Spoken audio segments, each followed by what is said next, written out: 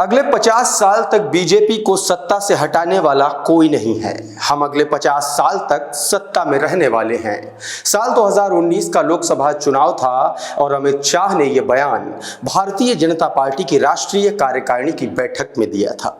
लेकिन आज साल 2023 में जब बीजेपी कर्नाटक जैसा राज्य बुरी तरह से हार चुकी है और इससे पहले उसे हिमाचल में भी हार मिली, तो ऐसे में ये सवाल उठने लगे हैं कि अमित शाह की 50 साल वाली विनिंग स्ट्रेटजी कहीं फेल तो नहीं होने लगी।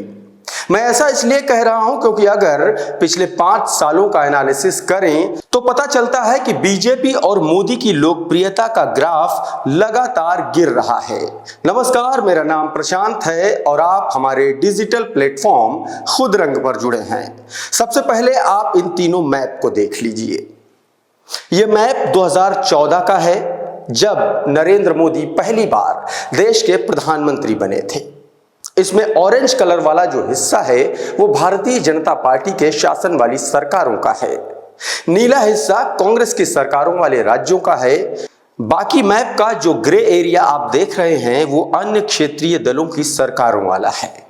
आप इन मैप को देखकर अंदाजा लगा सकते हैं कि किस तरह से 2014 के बाद बीजेपी का ग्राफ देश भर में उठा और साल 2023 आते आते किस तरह से उसका डाउनफॉल शुरू हो गया।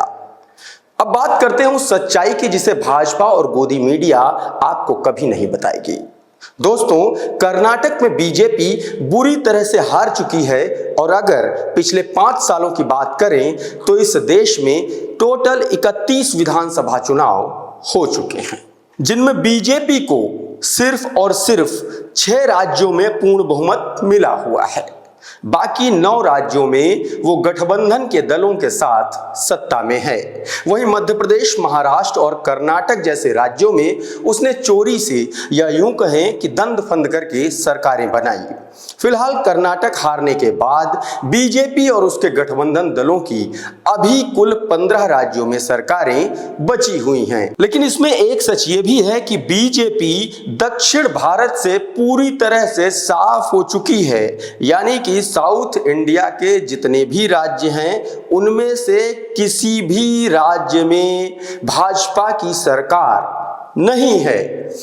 इनमें से एक और तथ्य यह है कि 2018 में देश के 21 राज्यों के 71% आबादी पर भारतीय जनता पार्टी का कब्जा था। लेकिन अब यानी 2023 में बीजेपी की सत्ता सिर्फ 45% आबादी तक सिमट चुकी है, यानी कि बीजेपी सिर्फ 6 राज्यों में पूर्ण बहुमत के साथ बची है और 9 राज्यों में गठबंधन दलों के साथ सत्ता में है। अब अगर पूरे भारत को पूरब, पश्चिम, उत्तर और दक्षिण और नॉर्थ ईस्ट में बांटकर देखा जाए तो भारतीय जनता पार्टी सबसे ज्यादा मजबूत स्थिति में उत्तर भारत में और नॉर्थ ईस्ट में दिखाई देती है, क्योंकि नॉर्थ के 8 राज्यों में से 3 में उसी के मुख्यमंत्री हैं, जबकि इन 8 राज्यों में कुल 498 विधायकों में से बीजेपी के 206 विधायक और इन 8 राज्यों के कुल 25 सांसदों में से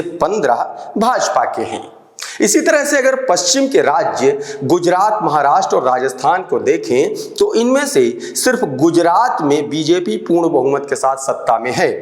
महाराष्ट्र में शिंदे की शिवसेना के साथ बीजेपी सरकार में है और राजस्थान में कांग्रेस की सरकार है, जहां अगले कुछ महीनों में चुनाव होने हैं। इन तीनों ही राज्यों में कुल 670 विधायकों में से सिर्फ 331 विधायक बीजेपी के पास हैं और 99 सांसदों में से 73 बीजेपी के हैं। इसी तरह से अगर पूरब के 4 राज्यों बिहार, झारखंड, ओडिशा और बंगाल को देखें तो बीजेपी यहां भी सत्ता से बाहर है। इनमें से किसी भी राज्य में बीजेपी सत्ता में नहीं है और इन चारों राज्यों में कुल मिलाकर 722 विधायक आते हैं, जिनमें से बीजेपी के सिर्फ 196 विधायक हैं। वहीं इन चारों राज्यों में कुल मिलाकर 117 लोकसभा की सीटें आती हैं, यानी कि 117 सांसद आते हैं। इनमें से सिर्फ 54 भारतीय जनता पार्टी के हैं। अब बात अगर उत्तर भारत के 6 राज्यों यूपी, उत्तराखंड, दिल्ली, पंजाब, हरियाणा और हिमाचल की करें तो इन राज्यों में कुल 818 विधायक हैं, जिनमें से 377 बीजेपी के हैं, बाकी अन्य दलों के। वहीं यहाँ की कुल 189 लोकसभा सीटों में से बीजेपी के पास 98 सीटें हैं, यानी कि भाजपा के 98 सांसद 189 में से हैं। इसके बाद अगर मध्य भारत की बात करें तो मध्य भारत में 2 स्टेट आते हैं, मध्य प्रदेश और छत्तीसगढ़।